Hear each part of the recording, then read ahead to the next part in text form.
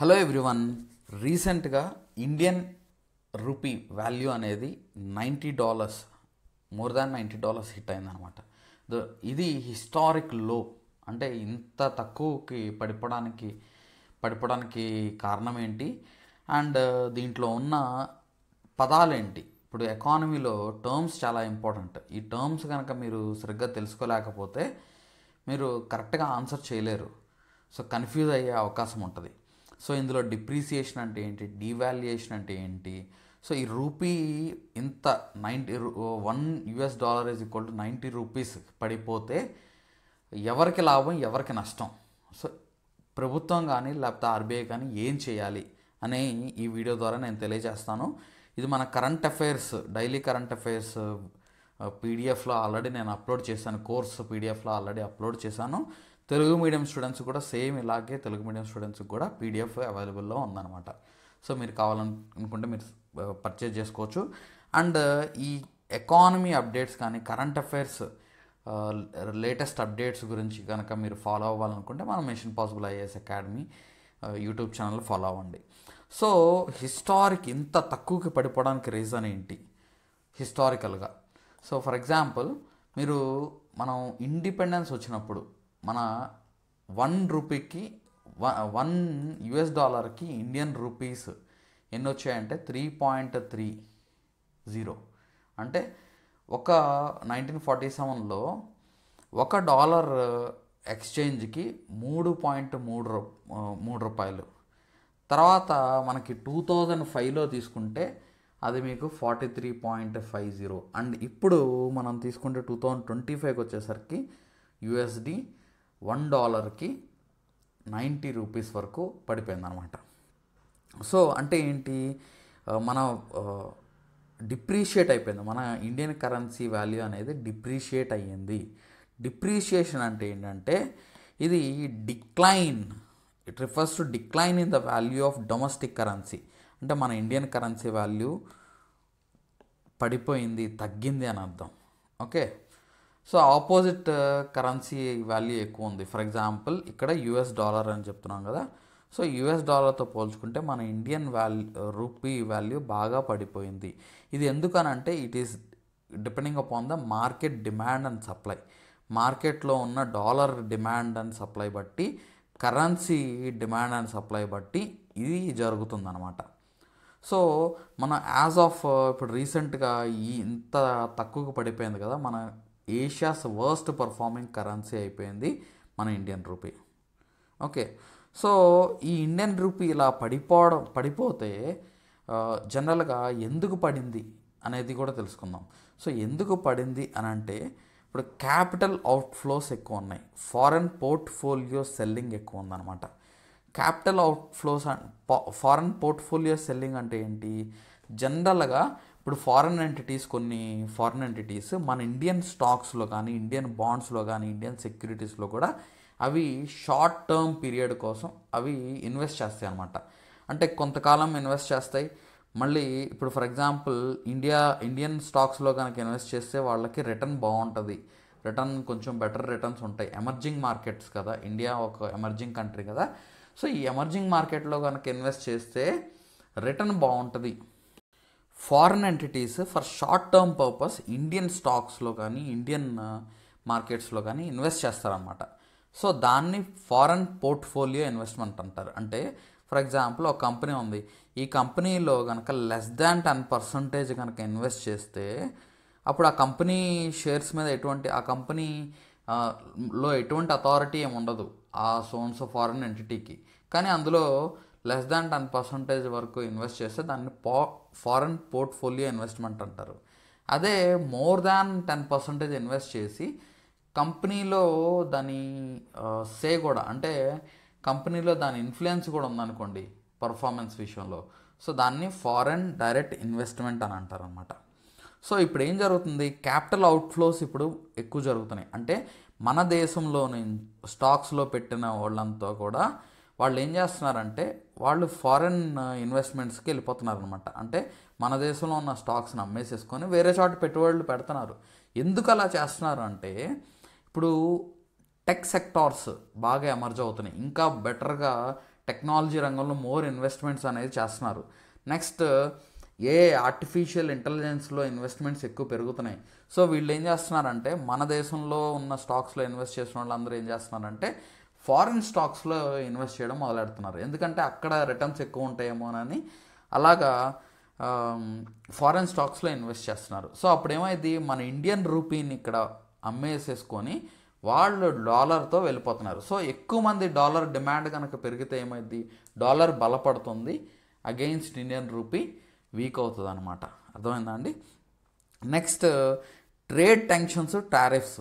ఇప్పుడు US Donald Trump వచ్చిన తర్వాత ఈ ట్రేడ్ టెన్షన్స్ అనేవి బాగా పెరిగాయి. మన భారతదేశం మీద కూడా ఆంక్షలు ఎక్కువ విధిస్తున్నారనమాట. సో ఈ ఆంక్షల వల్ల ఏమైందంటే మనం యుఎస్తో ట్రేడ్ చేయడం కష్టమైపోతుంది. ఇప్పుడు యుఎస్కి మనం ఏదన్నా ఎక్స్పోర్ట్ చేయాలి అని అంటే మన ప్రొడక్ట్స్ యుఎస్లో చాలా కాస్ట్లీ అవుతుంది. సో యుఎస్ అక్కడ కొనుక్కునే వాళ్ళు, ఇండియన్ ప్రొడక్ట్స్ కొనుక్కునే వాళ్ళు ఏమైందంటే వాళ్ళు మన ప్రొడక్ట్స్ కాస్ట్లీ అవుతుంది కాబట్టి వాళ్ళు వేరే మార్కెట్స్ వైపు వెళ్తున్నారు. సో ఇక్కడ టారిఫ్స్ ఎక్కువ ఇంపోజ్ చేయడం వల్ల డొనాల్డ్ ట్రంప్ ఈ సిచ్యువేషన్ వచ్చిందనమాట. మనం ఇంకా యుఎస్తో ట్రేడ్ డీల్ అనేది ఇంకా కుదరలేదు. ఇది ఏ క్షణమైనా ఫైనలైజ్ అయ్యే అవకాశం ఉంటుంది, ఇంకా టాక్స్లోనే ఉందన్నమాట. ఓకే, సో ఈ గ్లోబల్ ప్రొటెక్షనిజం కూడా బాగా పెరిగింది. అంటే ప్రపంచవ్యాప్తంగా ఈ టారిఫ్స్ ఇంపోజింగ్, ఇప్పుడు జనరల్గా US Donald Trump tariff impose చేస్తే వేరే కంట్రీస్ కూడా టారిఫ్ ఇంపోజ్ చేస్తున్నాయి. ప్రొటెక్షనిజం అంటే ఏ దేశానికి ఆ దేశం, మా దేశంలో ఉన్న తయారీదారులు నష్టపోతున్నారు, ప్రొడ్యూసర్స్ నష్టపోతున్నారు, మ్యానుఫ్యాక్చరర్స్ నష్టపోతున్నారు అని చెప్పేసి వాళ్ళు ప్రొటెక్షనిజం పెరుగుతుందన్నమాట. సో ఆటోమేటిక్గా ఇండియన్ ఎక్స్పోర్ట్స్ దెబ్బతింటున్నాయి.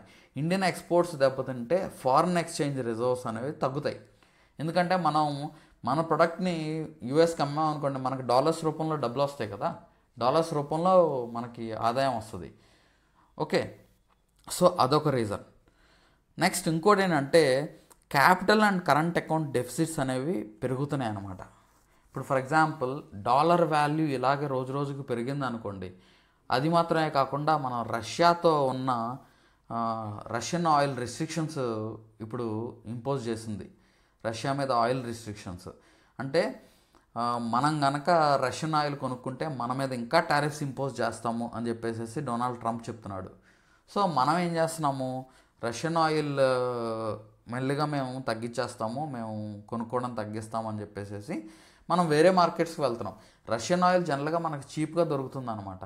మనం వేరే మార్కెట్స్కి కనుక వెళ్ళామనుకోండి, మళ్ళీ మనం డాలర్స్ రూపంలో ఎక్కువ పే చేయాల్సి వస్తుంది, మన ఇండియా మీద ఇన్ఫ్లుయెన్స్ ఎక్కువ పడే అవకాశం ఉంటుంది. నెక్స్ట్ అది మాత్రమే కాకుండా గోల్డ్ ఇంపోర్ట్స్ కూడా బాగా పెరుగుతున్నాయి. గోల్డ్ ఇంపోర్ట్స్ ఇక్కడ రెండు విధాలుగా పెరుగుతున్నాయి. ఒకటేంటంటే సెంట్రల్ బ్యాంక్స్ వాళ్ళు సేఫ్ హ్యావన్గా గోల్డ్ని పెట్టుకుంటున్నారనమాట. అంటే డాలర్స్ కన్నా ఈ గోల్డే ఫారిన్ కరెన్సీ అసెట్స్ అంటారు. ఈ ఫారిన్ కరెన్సీ అసెట్స్లో డాలర్స్, మనం pound sterling, next Japanese N, euros, ఇవి మనం ఫారిన్ కరెన్సీ అసెట్స్గా మనం ఫారెక్స్ రిజర్వ్స్లో ఉంచుకుంటాం అనమాట. అవసరమైనప్పుడు మార్కెట్లో రిలీజ్ చేస్తాము, అవసరమైనప్పుడు వాటిని ఈ ఫారెక్స్ రిజర్వ్స్ పెంచుకుంటూ ఉంటాం. సో ఎందుకంటే బయట దేశంతో మనం ఎక్స్పోర్ట్ ఇంపోర్ట్ చేయాలంటే ఈ ఫారిన్ కరెన్సీ అసెట్స్ అనేది, రిజర్వ్స్ అనేది మనకి ఇంపార్టెంట్. సో ఎప్పుడైతే ఈ గోల్డ్ మీద సెంట్రల్ బ్యాంక్స్ ఎక్కువ ఇన్వెస్ట్ చేస్తున్నాయో ఇప్పుడు ఈ గోల్డ్ వాల్యూ కూడా బాగా పెరుగుతుంది. మీరు చూస్తున్నారు 10 to 15% గోల్డ్ వాల్యూ పెరుగుతుంది ఇయర్లీ ఇప్పుడు. ఓకే, సో ఈ గోల్డ్ ఇంపోర్ట్స్ ఇది కూడా కాస్ట్లీ అయిపోయింది. ఓకే, సో అది మాత్రమే కాకుండా ఆయిల్ కూడా కాస్ట్లీ అయ్యే అవకాశం ఉంది. ఇంకా రాను ఆయిల్ కూడా కాస్ట్లీ అయ్యే అవకాశం ఉంది ఫర్ ఇండియా. ఓకే, అప్పుడు ఏంటి, మనం ఎక్కువ ఫారెన్ ట్రేడ్ డెఫిసిట్ అనేది పెరుగుతూ ఉంటుంది. ఇప్పుడు ఆయిల్ కూడా పెరిగింది అనుకోండి, ఆయిల్ మనం వాల్యూ పెరిగింది అనుకోండి, సో కష్టమైపోయింది కదా, ట్రేడ్ డెఫిసిట్ పెరిగిద్ది. నెక్స్ట్ అది మాత్రమే కాకుండా మన రూపీ ఎప్పుడైతే పడిపోతుందో మన మీద నమ్మకం అనేది తగ్గిపోతూ ఉంటుంది. ఫారెన్ కంట్రీస్కి, ఫారెన్ ఇన్వెస్టర్స్కి తగ్గిపోయిద్ది. నమ్మకం తగ్గిపోయినప్పుడు మన ఇండియాలో పెట్టుబడి పెట్టడం కూడా తగ్గిద్ది అనమాట. సో అలా క్యాపిటల్ ఇన్ఫ్లోస్ కూడా మనకి తగ్గే అవకాశం ఉంటుంది. క్యాపిటల్ అకౌంట్ డెఫిసిట్స్ కూడా వచ్చే అవకాశం ఉంటుంది. కరెంట్ అకౌంట్ డెఫిసిట్ ఆల్రెడీ ఉంది, ఎందుకంటే మనం ఈ ఫెర్టిలైజర్స్ కానీ, నెక్స్ట్ ఆయిల్ కానీ, పామ్ ఆయిల్ కానీ, క్రూడ్ ఆయిల్ కానీ, వీటి మనం విపరీతంగా ఇంపోర్ట్ చేసుకుంటున్నాం. దగ్గరగా 85% క్రూడ్ ఆయిల్ మన ఎనర్జీ నీడ్స్ కోసం మనం ఫారిన్ కంట్రీస్ మీద ఆధారపడుతున్నాం. ఓకే, సో దీనివల్ల హ్యూజ్ కరెంట్ అకౌంట్ డెఫిసిట్ అనేది పెరుగుతుందన్నమాట. నెక్స్ట్ అది మాత్రమే కాకుండా డాలర్ స్ట్రెంత్ అవుతుంది. సో ఆర్బీఐ ఏం చేస్తుందంటే US monetary policy tight monetary policy follow అవుతుంది అనమాట. సో టైట్ మానిటరీ పాలసీ వల్ల యుఎస్ బాండ్ ఈల్డ్స్ ఎక్కువ ఉంటాయి. అంటే అక్కడ ఇన్వెస్ట్ చేశారనుకోండి, యుఎస్ బాండ్స్లో ఇన్వెస్ట్ చేస్తే, యుఎస్ స్టాక్స్లో ఇన్వెస్ట్ చేస్తే ఎక్కువ రిటర్న్స్ వచ్చే అవకాశం ఉంది. సో అందుకనే మన దేశంలోంచి ఈ ఇన్వెస్టర్స్, ఫారెన్ పోర్ట్ఫోలియో ఇన్వెస్టర్స్ దగ్గరగా 1,80,000 కోట్ల రూపాయలు మన ఎఫ్పిఐస్ ఇక్కడ వదిలేసేసుకొని వేరే చోట పెట్టుబడి పెట్టడానికి వెళ్ళిపోయారు అనమాట. ఓకే, సో ఎప్పుడైతే ఈ యుఎస్ మానిటరీ పాలసీ టైట్ చేసిందో అప్పుడు యుఎస్ బాండ్ ఈల్డ్స్ ఎక్కువ ఉంటాయి, యుఎస్ స్టాక్స్లో ఇన్వెస్ట్ చేసే అవకాశం ఎక్కువ ఉంటుంది. సో కాబట్టి అలా డాలర్ వాల్యూ కూడా ఒక స్ట్రెంథన్ అవుతుంది అనమాట. నెక్స్ట్ అది మాత్రమే కాకుండా జియో పొలిటికల్ ఫ్యాక్టర్స్, ఇప్పుడు వార్స్, శాంక్షన్స్ ఉంటున్నాయి, అన్సర్టనిటీ. ఇప్పుడు ఎప్పుడైతే ఇండియా యుఎస్ మధ్య డిజరప్షన్ పెరిగిందో ఈ పాలసీ విషయం చాలా ఇబ్బంది పడ్డాం. మనం ఎక్కువ ఎక్స్పోర్ట్ చేస్తున్నాం యుఎస్కి. మనం యుఎస్ నుంచి ఇంపోర్ట్ చేసుకునే దానికన్నా మనం ఎక్కువ యుఎస్కి ఎక్స్పోర్ట్ చేస్తున్నాం. సో ఎక్కువ ఎక్స్పోర్ట్ చేస్తున్నాం కాబట్టి ఎప్పుడైతే ఈ ట్రేడ్ శాంక్షన్స్ వల్ల, నెక్స్ట్ జియో పొలిటికల్ ఫ్యాక్టర్స్ వల్ల, యుక్రెయిన్ యుద్ధం, వార్, నెక్స్ట్ మనకి వెస్ట్ ఏషియాలో కూడా యుద్ధాలు జరిగాయి మొన్నటి వరకు కూడా. సో దానివల్ల ఏమవుతుందంటే ఎప్పుడైనా ఇన్వెస్టర్స్ సేఫ్ ప్లేసెస్లో ఇన్వెస్ట్ చేయడానికి ప్రయత్నిస్తారు. సో సేఫ్ ప్లేసెస్ అంటే ఏంటి? ఫర్ ఎగ్జాంపుల్ డాలర్ వాల్యూ పడిపోతున్నా కానీ అది కొంచెం సేఫ్గానే ఉంటుంది. నెక్స్ట్ అది మాత్రమే కాకుండా గోల్డ్లో ఎక్కువ మంది ఇన్వెస్ట్ చేస్తున్నారు. ఈవెన్ మన దేశ సెంట్రల్ బ్యాంక్ మాత్రమే కాకుండా ప్రపంచ దేశాల్లో ఉన్న సెంట్రల్ బ్యాంక్స్ చాలామంది గోల్డ్ అనేది సేఫ్ హ్యావెన్గా చూస్తున్నారు. సో దాంట్లోకి ఇన్వెస్ట్మెంట్ వెళ్తున్నాయి. సో ఇలా ఇన్వెస్ట్మెంట్స్ మన దేశం నుంచి వేరే దేశానికి వెళ్ళిపోతున్నాయి కాబట్టి మన వాల్యూ అనేది, రూపీ వాల్యూ అనేది పడిపోతుంది. సో అయితే ఈ రూపీ వాల్యూ కనుక పడిపోతే కొంతమందికి అడ్వాంటేజ్ ఉంది, కొంతమందికి ఏమో డిసడ్వాంటేజ్ ఉందన్నమాట. సో అడ్వాంటేజ్ ఎవరికి అని అంటే ఎక్స్పోర్ట్స్ పెరిగే అవకాశం ఉంటుంది. ఎందుకంటే మన ప్రొడక్ట్ చీప్గా దొరికే అవకాశం ఉంటుంది. ఎందుకంటే ఇప్పుడు $1కి ఎక్కువ డబ్బులు వస్తున్నాయి కదా. సో $1కి ఎక్కువ డబ్బులు వస్తున్నాయి కాబట్టి ఎక్స్పోర్ట్స్ బూస్ట్ అయ్యే అవకాశం ఉంటుంది. ఫర్ ఎగ్జాంపుల్ టెక్స్టైల్ ఇండస్ట్రీ అవ్వచ్చు, ఐటీ, ఫార్మా కంపెనీస్కి అడ్వాంటేజ్ అయ్యే అవకాశం ఉంటుంది అనమాట. ఎందుకంటే మన ప్రొడక్ట్ చీప్ అయిపోయింది. ఓకే, వాళ్ళకి $1కి ఎక్కువ డబ్బులు వస్తున్నాయి కాబట్టి మన ప్రొడక్ట్ చీప్ అయింది కాబట్టి ఎక్స్పోర్ట్ అయ్యే అవకాశం ఉంటుంది. సో ఎక్స్పోర్ట్స్ బూస్ట్ అయ్యే అవకాశం ఉంటుంది. నెక్స్ట్ ఇంకోటి ఏంటంటే హై రెమిటెన్సెస్. ఇప్పుడు ఫర్ ఎగ్జాంపుల్ ఎన్ఆర్ఐస్ ఉన్నారనుకోండి, ఏదైనా ఫారెన్ కంట్రీలో ఉన్నారు, ఓకే, లేకపోతే యుఎస్లోనే ఉన్నారనుకుందాం ఎగ్జాంపుల్. సో అక్కడ ఉన్న వాళ్ళు ఎన్ఆర్ఐస్ మన ఇండియాకి కనుక వాళ్ళు డబ్బులు పంపిస్తే వాళ్ళకి ఎక్కువ డబ్బులు వచ్చే అవకాశం ఉంది, ఎక్కువ రూపీస్ వచ్చే అవకాశం ఉంటుంది. ఓకే, ఫర్ ఎగ్జాంపుల్ $1కి ఇప్పుడు 90 రూపీస్ వస్తున్నాయి.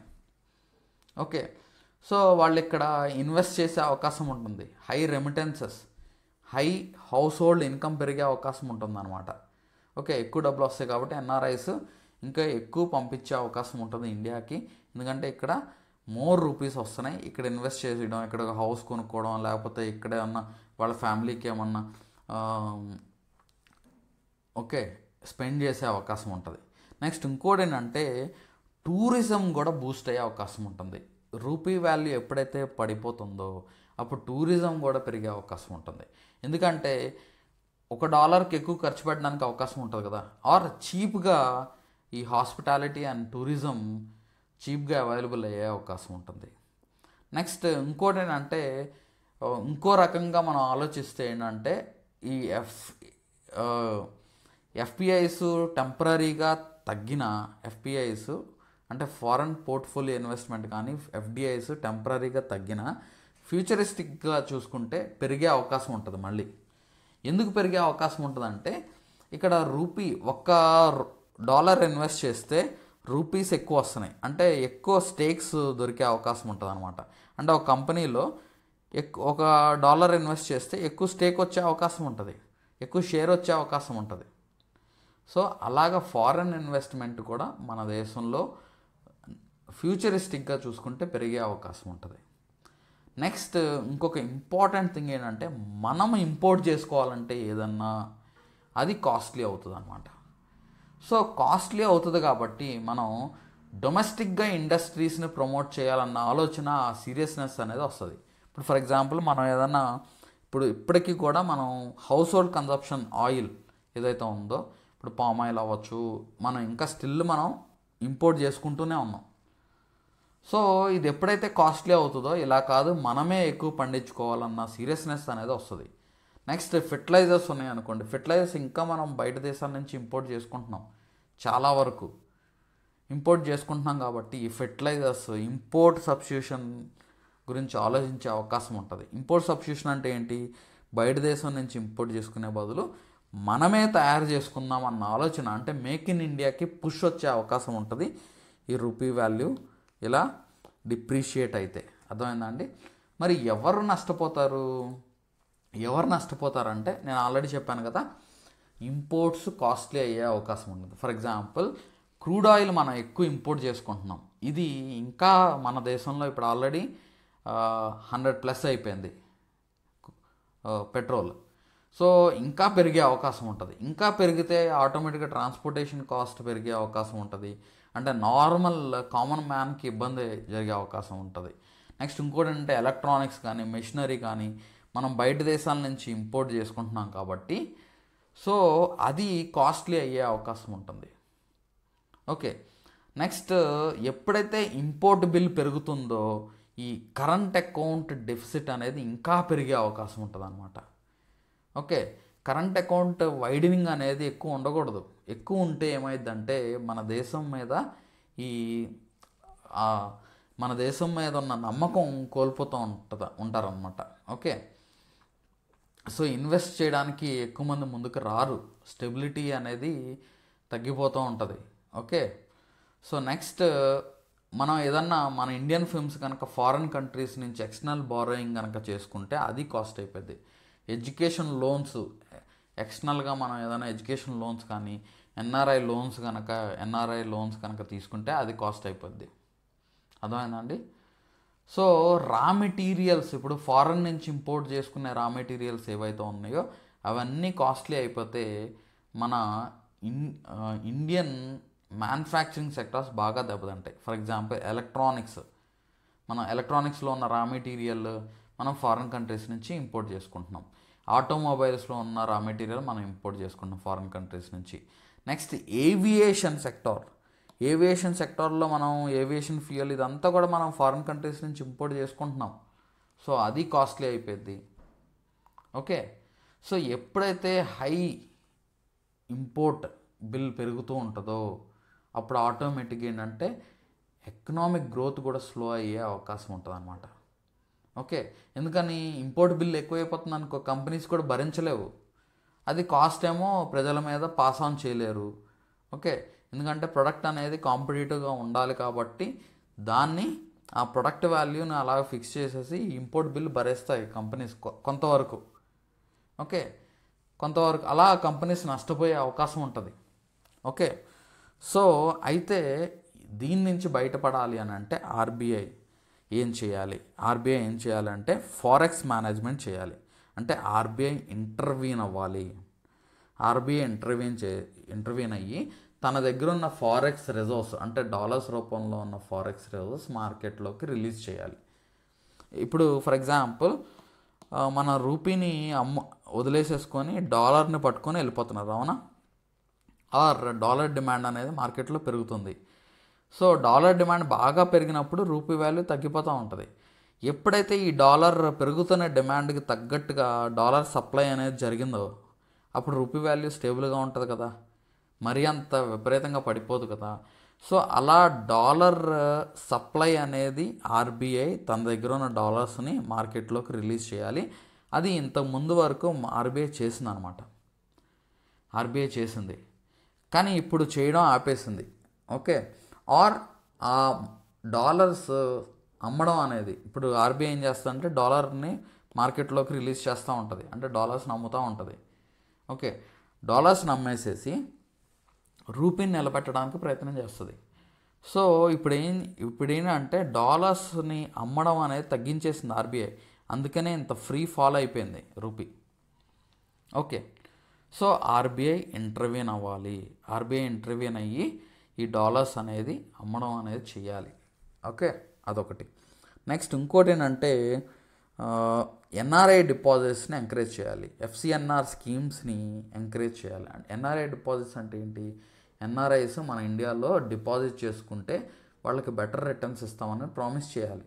అప్పుడు ఏమవుద్దంటే వాళ్ళు డాలర్స్ రూపంలో మన దేశంలో సేవ్ చేసుకుంటారు, అంటే డాలర్స్ రూపంలో పంపిస్తారు, అది రూపీల్లో కన్వర్ట్ అవుతుంది. అది సెకండ్ మ్యాటర్, అంటే డాలర్స్ మన దేశంలోకి ఎక్కువ రావాలన్నమాట. ఓకే, నెక్స్ట్ ఇంకోటి ఏంటంటే డాలర్ డిపెండెన్సీని బాగా తగ్గించాలి. అంటే మనం బైలాటరల్ ట్రేడ్ చేసుకున్నప్పుడు రకరకాల కంట్రీస్తో మనం రూపీస్లో మేము పే చేస్తాం, మీరు మీ కరెన్సీలో పే చేసుకోండి, మేము రూపీస్లో పే చేస్తామని చెప్పాలి. ఫర్ ఎగ్జాంపుల్ రష్యా ఉందనుకోండి, మేము మీకు రూపీస్లో ట్రేడింగ్ చేద్దాము అని చెప్పేసి చెప్పచ్చు. రూపీస్లో ట్రేడింగ్ చేస్తే ఏమైందంటే ఇప్పుడు రూపీ అండ్ రూబుల్లో ట్రేడింగ్ చేస్తామని చెప్పచ్చు. ఫర్ ఎగ్జాంపుల్ మనము ఏదన్నా కొనుక్కోవాలంటే రూబుల్స్ ఇస్తాము రష్యాకి. ఓకే, నెక్స్ట్ వాళ్ళు మన దగ్గర నుంచి కొనుక్కోవాలంటే ఏదన్నా ఇన్ టర్మ్స్ ఆఫ్ రూపీస్లో కొనుక్కుంటారు. సో అలాగ ఏమైందంటే ఈ కరెన్సీ స్వాప్ అగ్రిమెంట్స్ చేసుకుంటే అప్పుడు డాలర్తో పని లేకుండా మనం కంట్రీస్ కరెన్సీస్, సొంత కరెన్సీస్తో చేసుకోవచ్చు. అలా మోర్ అగ్రిమెంట్స్ అనేది చేయాలి. ఇంకోటి ఏంటంటే ప్రొడక్టివిటీ పెంచాలి. ప్రొడక్టివిటీ పెంచి ఎక్స్పోర్ట్ కాంపిటేటివ్నెస్ కూడా బాగా పెంచాలి. ఎక్స్పోర్ట్ కాంపిటేటివ్నెస్ అంటే ఏంటి? ఇప్పుడు మనం మంచి క్వాలిటీ ప్రొడక్ట్స్ లో ప్రైజ్లో మనం అందించగలగాలి. ఇప్పుడు చైనా ఉంది, చైనా చీప్ ప్రొడక్ట్స్, దాని క్వాలిటీ కూడా చీప్గా ఉంటుంది. ఓకే, మనం ఏం చేయాలంటే ఏంటంటే కంపారిటివ్గా మనం బెటర్ క్వాలిటీ ఇస్తూ కొంత చీపర్గా మనం చేయగలిగితే, ప్రొడక్ట్ కాంపిటేటివ్నెస్ కనుక పెంచగలిగితే ఖచ్చితంగా మన ప్రొడక్ట్స్కి డిమాండ్ అనేది పెరిగిద్ది. ₹1 కాస్ట్లీ అయినా కానీ మన దగ్గర కొనుక్కునే అవకాశం ఉంటుంది అన్నమాట. Okay, so ultimately stable rupee అనేది చాలా ఇంపార్టెంట్. ఇలాగే పడిపోవడం అనేది అంత మంచిది కాదు. Of course government is not thinking on stabilising the rupee, ఎందుకంటే గవర్నమెంట్ కానీ ఎస్బీఐ రిపోర్ట్ కూడా ఉంది 100+ ఇంకా రూపీ పడిపోవాలని చెప్పేసి అప్పుడే కాంపిటేటివ్ అయ్యిద్ది మన ఇండియన్ రూపీ అని, అప్పుడే మన ప్రొడక్ట్స్ కాంపిటేటివ్ అవుతాయి. కాంపిటేటివ్ ఎప్పుడు అవుతుందంటే మన క్వాలిటీ ఇచ్చినప్పుడు కాంపిటేటివ్ అవుతుంది. క్వాలిటీ విత్ రీజనబుల్ ప్రైస్ అనమాట. ఓకే, సో ఈ స్టేబుల్ రూపీ ఉంటే మ్యాక్రో ఎకనామిక్ క్రెడిబిలిటీ అనేది పెరిగిద్ది. అంటే మ్యాక్రో ఎకనామిక్ క్రెడిబిలిటీ అంటే ఏంటి? లో ఇన్ఫ్లేషన్, ఫిజికల్ పాలసీ డిసిప్లిన్ అనేది ఉంటుంది. నెక్స్ట్ ఫిజికల్ పాలసీ బెటర్గా ఉండాలి, మంచి ఆర్థిక విధానాలు ఉండాలి. అప్పుడే మన దేశం మీద నమ్మకం అనేది పెరిగిద్ది. నెక్స్ట్ మన దేశంలో ఇన్వెస్ట్మెంట్ చేసే అవకాశం ఉంటుంది. ఓకే, సో ఒక పర్టికులర్ ప్లానింగ్ అనేది ఉండాలి. ఈ as early as possible government ఏం చేయాలంటే మన యూఎస్తో కూడా ట్రేడ్ డీల్ అనేది యాజ్ ఎర్లీ యాజ్ పాసిబుల్ కుదుర్చుకోవాలి. Give and take policy method use చేసుకొని, అంటే అలా పూర్తిగా పట్టుబట్టి ఉండడం కాకుండా అలా పూర్తిగా సబ్మిట్ అయిపోవడం కాకుండా, so give and take policy use చేసుకొని మనం యాజ్ ఎర్లీ యాజ్ పాసిబుల్ యూఎస్తో ట్రేడ్ డీల్ కుదుర్చుకోవాలి. లేకపోతే ఇంకా రూపీ వాల్యూ పడిపోయే అవకాశం ఉంటుంది. ఓకే, సో ఇలా మరిన్ని విషయాల కోసం మీరు మన machine possible IAS academy YouTube ఛానల్ని సబ్స్క్రైబ్ చేసుకోండి. మీకు బెల్ ఐకాన్ కూడా హిట్ చేయండి. మీకు ఇమీడియట్గా వీడియో అప్లోడ్ చేసిన వెంటనే మీకు వచ్చేస్తుంది. ఈ daily current affairs PDF material కోసం మీరు మన మిషన్ పాసిబుల్ ఐఏఎస్ అకాడమీ యాప్ని డౌన్లోడ్ చేసుకోండి. And daily current affairs course ఉంది, మీరు కావాలనుకుంటే పర్చేజ్ చేసుకోవచ్చు. మీరు ప్రింట్ కూడా డౌన్లోడ్ చేసుకుని ప్రింట్ కూడా తీసుకోవచ్చు. So both Telugu medium and English medium 2 PDFs అదే కోర్సులో అవైలబుల్లో ఉంటుంది అనమాట. మీరు ఏది కావాలంటే అది డౌన్లోడ్ చేసుకొని చదువుకోవచ్చు. Thank you so much.